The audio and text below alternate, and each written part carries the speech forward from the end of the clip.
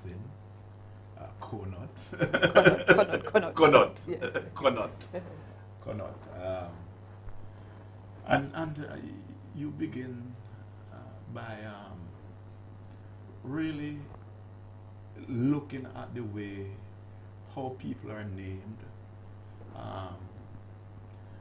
in families, and also named within the community, because the community has a responsibility as well to name you and give your identity. Precisely, Yes, precisely, because what you're really talking about is the beginning of identity in a small one, how you construct the person's relationship and sense of self in the community. And Conot is that one of those main characters, and she's nothing. Yes, cousin nothing. Yes, cousin nothing. Nothing. And so we have three parts in the novel. There's a connection with 1865. With 1865, yes. And I find the way that you did that, because the important thing for me is that this year is the 150th anniversary of the Morant Bay uprising, or the Morant Bay rebellion, and what the Jamaican folk actually call the Morant Bay War. And there's a connection with Morant Bay and all that trek from St. Thomas in the east, coming across into Kingston, St. Anne, and all of that, which is linked, of course, to those characters that you're talking about. So, tell us about the book. The other thing that I find very, very important before you do is that you use a methodology, and we can see the symbol of that methodology is the mat. The mat is a symbol of that methodology. In fact, a methodology used by the folk in terms of how they reconstitute and reconstruct their lives from a perspective rooted in African mode of organization, what we call fractals, which is what is endowed in this map. You actually weave in trying to go back and to put the family tree together. You use this method, which I wish more scholars would be doing, because it's very important. I have actually done work on this, and to me, Africans were able to cope with their enslavement because they use this method to reconstitute their lives. So tell us about your methodology, but tell us also about the connection between. All right, let me just bring you back to our days in country. When you ask somebody who are you, who you related to, them don't tell you that I am the daughter of them say my father is to call Mas Jim brother. You know, so it goes right back. You define yourself in terms of your ancestors always, so you're going back, and that is a loop back. Okay, I don't totally understand it all, but I've been reading this fractals thing. Is just totally amazing, because it even the recursion there of that we use in talking about ourselves, where we define ourselves in terms of our ancestors, is part of the way the fractal thing goes. And so there is that recursion, reiteration and stuff like that, which is part of the fractal geometry or fractal concept, which I found so endearing and so valuable in terms of dealing with connection, which is what we can't even call it kin, which is what relationships are, and we are very aware of these relationships. So that is the fractal thing. What was the other thing you asked me about now? Morant Bay. The connection of the three sections. There's a connection between with the three sections going back to Morant Bay. So there's a beginning, and there's a link with Morant Bay and the family that you're talking about. And then after you go back again to where you started. Which is also my recursion. Right. But Morant Bay is an important junction. Yes, Morant Bay is an important junction. Morant Bay. You see, because I have I work with these documents. I have my background in history. I try to make history understandable to myself and hopefully to people outside there through the medium of fiction. When I read the Commission of Inquiry with Moranbeh Rebellion, I was so taken with those women, and I've wondered about them. You see, one of them, they're saying that she couldn't pee for days. Yes, and it's actually in the document. And you gave life to this thing. I'm taking it right out of the document. Yes, yes. And the business of them coming for the national hero. Okay, while he was in his sanctuary praying, you know, and in community and saying, I think it's Jesus. No? Yeah. Oh, you want to turn me to Jesus? Yes, okay, that's Paul Bogle, really. Yes. Because actually police were sent to Stonygut to arrest Paul Bogle and I think 27 others because of an interruption in the court proceedings, which you described quite well here inside here at Morant Bay. And they were bright enough to come to the people's place. That their people, I mean, their audit, where you have many other people, including amongst them some people of Congolese extraction. Right? I said, I mean, if you couldn't harass me down there, what are you going to do it? What are you going to do it up here? I also wanted to make the connection with the Congolese. In Morant, I haven't seen it written, but it must be that in Stonygut and a great deal of St. Thomas, where the New Africans came, there would have been a kind of, well, not exactly stratification, but they came and they had some money that was owed to them that they could use to buy land. So he wanted to make a marriage with one of them, as this big young lady wanted to make a marriage with one of them, which of course didn't come off. And so she had to, because she was involved in setting the fire, she had to leave.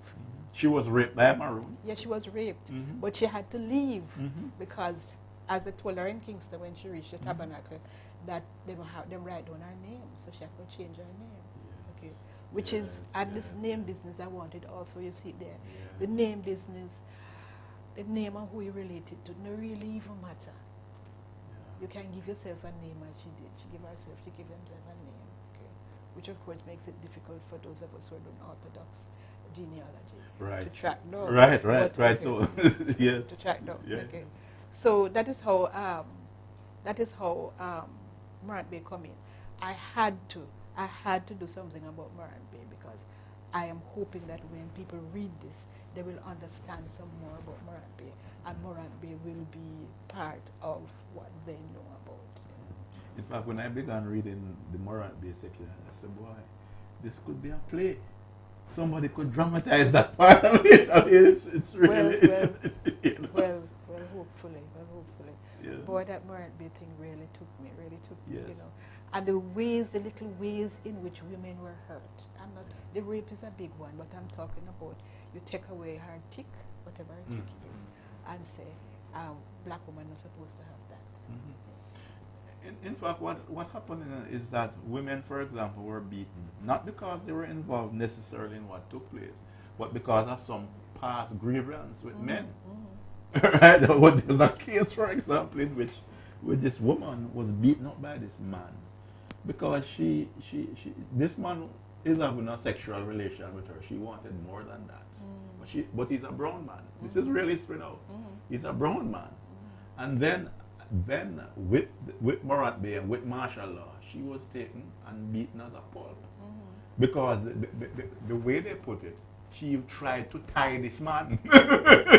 She tried to tie this man. And this was prior to Morant Bay ever happening.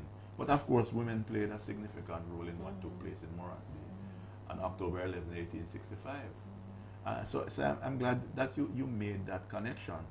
But in coming down from England and to do this assignment, right? Of looking at the families, extended assignment instead of doing the exam. And finding that the anthropological things don't have nothing to do with reality. Precisely, because there's a different reality in terms of how people are related, who's relatives. That this person and that person might be blood brothers and sisters, but the other person who's a blood brother to this one has no blood connection with that other one, and so on. And this is how the link of family and link of community has developed. Yes, and the right? spirit moving them mostly. You haven't picked up on the brown, but brown is something that I think I have a responsibility to look at in Jamaica. Yes. I've looked at it in several other ways, several other things that are right. Yes. But inside there, I'm looking at the brown black relationship. Yes. I don't know if you reached this, where this fellow is vexed that his high-colored mother couldn't do the things that his black girl do, and he wanted to. He wanted to humiliate her for his mother's sake, because his mother had been humiliated in this marriage with this white man who was his father. And were you also seeing I went to Panama? Yes. I went to Panama. I had to go to Panama. Yes. It's Because it's part of the family. Okay. And that is true. That is true. Yes. I know this from the work I did interviewing these 90 people all over Jamaica, that people did leave Hanover and go by boat over to Cologne and sell yam and stuff like that. In fact, some of these are actually celebrated in some songs that survive. Right? Cologne Man and all of that. Yes, that's what I mean. I mean the traffic between Hanover and Cologne, not to necessarily go there as the laborers, as described in terms, but to sell stuff. Yes. To sell stuff, a trade happening between Cologne and Hanover. And by then you have Jamaicans who are working in the canal. Yes, and who, like all Jamaicans, need them special yam. Precisely. Yes. From Lucy, Lucy Afu and stuff like that. Them special yam. So yes. So you go over there and you sell your yam. Yes. But one of the things that I like, well, I mean, I have certain areas cross where we just laugh. Right? The way it is put, what you actually did was to use the language and mode of expression. That is what of the Jamaican folk. Right. For your characters to express themselves, right? And I find it quite humorous. My language and my style. That is how I know people talk and how I know people relate. Yes. So that I think is certainly one of the strengths of this thing. And believe me, when you read this book out there, you're going to laugh, right? But what I do think as well is that for younger persons, I should hope that at some point that this is on the curriculum in the high schools, not just outside of it. Because what it does is to teach history from a point of view in which it is not normally taught in schools. And I think that students could have a better feel that history is not something that is divorced from their existence today. That the voices in history. Yes. Look, let me tell you something. When I did my research on Morant Bay, and when I read some of the documents, and the language used, because sometimes they manage to capture the language of the people. Yes. Right? And when I hear the man come, chuck up your son, I just, my mother, me I say, tears just start to run down. Because those persons have become real to me in an intimate sense. Because I can relate to that. That is how it was for me to reading the commission. Yes. But that is what you managed to capture in the way you write this. Yes, I had to put them there. Because how many people have access to the commission? No. Part of my business is to take the history and do it in such a way that people who don't have access to these documents can still understand what it was that we were about. Yes, quite so. And part of what you do too is to look at the spiritual traditions of the people and to use it to express some of their innermost feelings. But it also tells us, because it's not just more than spiritual expression, in the Jamaican spirituality that is there, they are profound philosophical statements. Yes, sir. Right? Amen to that. Yeah. Amen to that. Yeah. And well, I'm depending on people like you to bring this out much more clearly, you know, so that it becomes part of what we are, part of our identity. But we see ourselves as part of Yes, this. yeah. Okay. Yes, yes. Yeah, yeah. No, you mentioned, for example, as part of that tradition. Well, you talk about the making of the mat. Let us touch a little on that. The making of the mat, and you're talking about the ritual in getting the penguin plant, the penguin maca plant, and shave off the thing, and the itching, and what you do to prevent that from happening. But what I like about that ritual, and that you link it also with the spiritual, that the penguin plant is actually related to those categories of plants that are medicinal, right, in some way or the other. But the very nature of what I like about it is that it captures for me, and stuff that I've written about, the very nature of how the creative arts emerge. Because the creative arts in the African diaspora emerge out of the spiritual expressions, and in fact invocations in that tradition are done by music, by dance, oratory, drama. It's invocation by the use of the creative arts. And it's all linked, the earth, the plants, all of it. Precisely, which is what the mat demonstrates, and which methodology, if you will, and conceptual framework we call factuals, right? And what you manage to do in here is to express that and begin to show the links, and which scholars, and I hope some young graduate students would begin to look at again, because to look more, to make central to one's not just title of a dissertation, but its methodology. It's important because throughout the Caribbean and the African diaspora, that African aesthetic and creative methodology that you have used inside here is also used a lot in revival. The revival table is straight that. Right. You know, something I'd like to see, if I had more life, I would attempt to do, to go around and look at the plants, some of the plants that are so important to us, and to see whether they do obey the fractal concept. I have in my head here, I've been looking at, since this came out, I've been looking at, take for instance, what is this bush that's so good for coal? Leaf of life. Leaf of life. You see your leaf of life grow? I have one growing in my house right now. Yes. Where it springs up and it takes on the same shape and the same form. The little root coming out of a little bud there, and the leaf, yes. Yes. And I want to know if those, you know, like I interviewed a healer lady once, and she told me the spirit take her and send her out to and guide her which bush to pick. And I'm wondering if the bush that she picked is a bush that obeys the fractal concept. That is what I would like to, if I had more life left in me, I would do that, and I'd love to see somebody do that.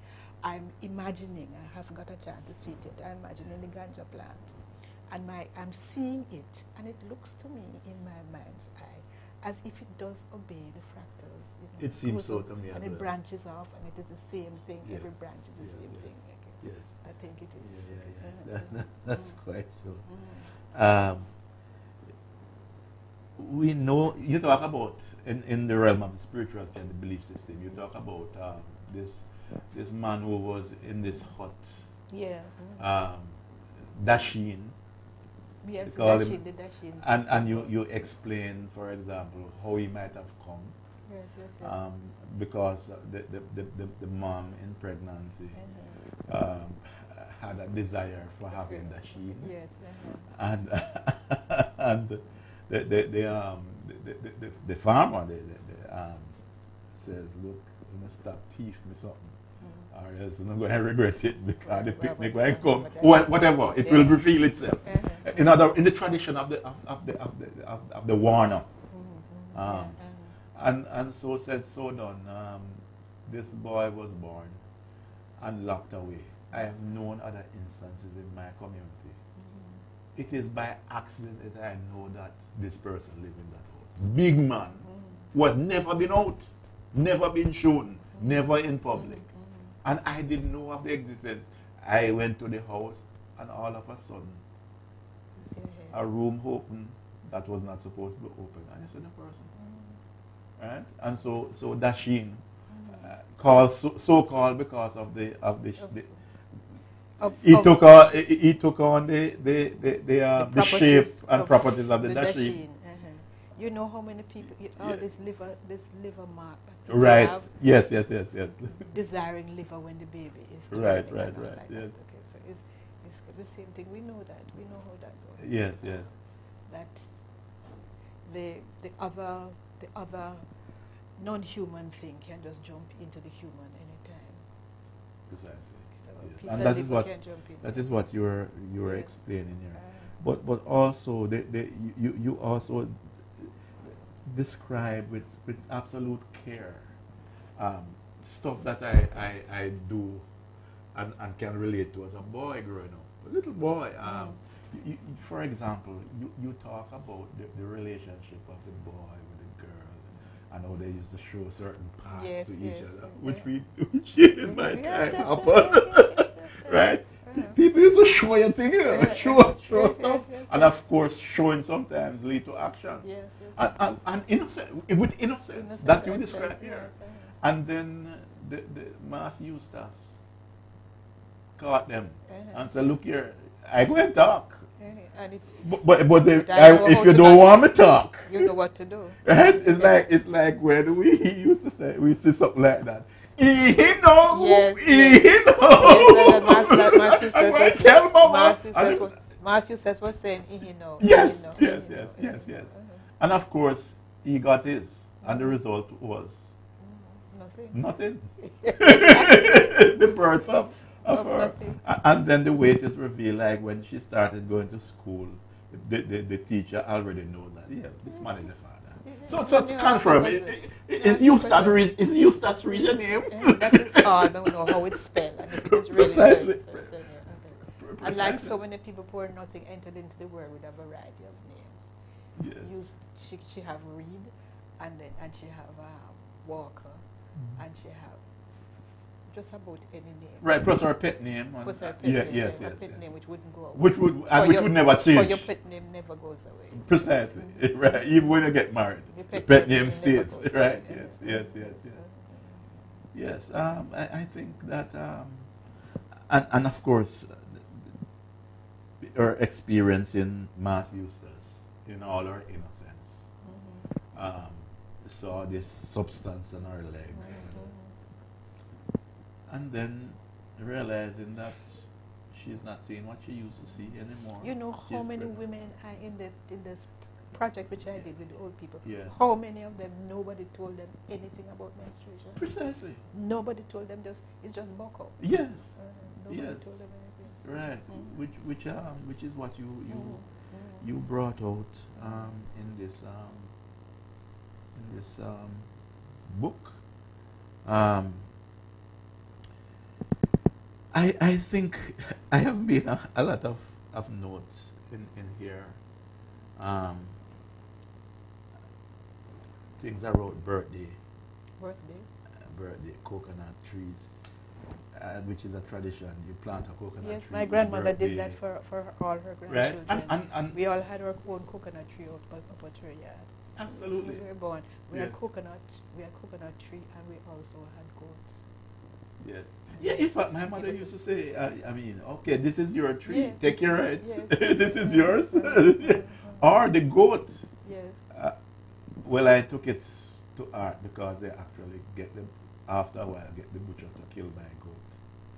And years after, in my 40s, when I confront my father and say, look here, want to kill my goat? He says, the goat was my friend, Betty.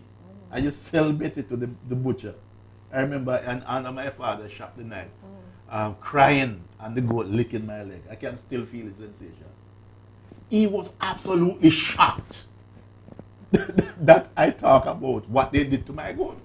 So you used to have your goat, you used to have your tree. This is your mango tree, this is your coconut tree, but also at birth as well, the navel string. You have a tree that they plant navel string in.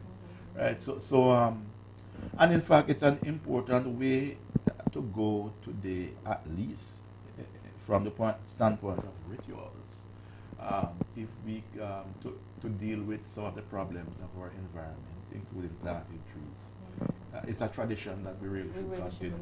We really should continue. And if you plant a tree which can bear fruit, you can make something out of it. Precisely. So you can always make something out of coconut. Precisely. Or somebody else can get it because, as my mother used to say, well, the fruits that you're eating now is never you plant the tree. Somebody planted, so you now must plant, so that somebody may reap. Right? You know. So congratulations, and I really urge people to read this book. I mean, believe me, this book is literary. Its literary character or weight is quite good. It's the humor in it. It's excellent. And if you want to have some link with some pastime that you don't know about because of certain things of quote-unquote modernity in this time, then read this book. I would recommend it to students in high schools. I'd recommend it to students in universities doing sociology, doing history and politics, and art and philosophy. Because the issue of factual aesthetics and methods that you raise in this is very important. And in fact, a few writers are now writing about boy, is it going all over the place, this fractal notion of fractals? Yes. Economics, friend of mine who's an economist, telling me about how useful he has found the notion since we've been talking. Yes. Clarice, Maud. Clarice, Maud, like ease. In fact, you did say that. You did say that. You did say that. You did say that in the book. It's my Hanover way of pronouncing it. Yes, but you did say that. Clarice. Ease, yes. Dr. Broadbent. Yes, sir. Thank you very much for talking to us today, and congratulations again. I think this is an excellent novel coming from a string of novels with similar themes.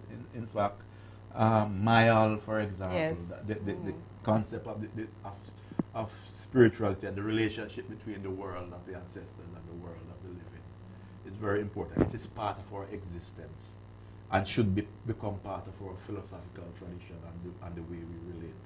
This is what I'm hoping, that the kind of writing that I do will start to change people's perception of how you can define yourself. Yes. It is all right for you to be.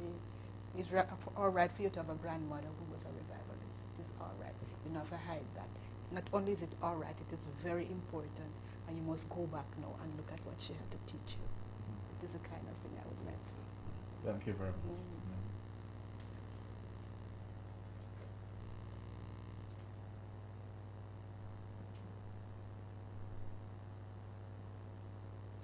On behalf of the management and staff of the University of the West Indies Press, we thank you for joining us for this year's Black History Month Authors Promotion. We hope that you found the presentations thought-provoking, insightful, and entertaining. We remind all reviewers to visit our Facebook page, www.facebook.com/UWIpress, for information on our special 50% on today's featured titles. We also invite you to visit our website, www.uwipress.com, for information on all our books. The University of the West Indies Press, the premier scholarly book publisher in the Caribbean. Until next year's edition of our Black History Month Authors Promotion, we wish you a pleasant afternoon. Thank you.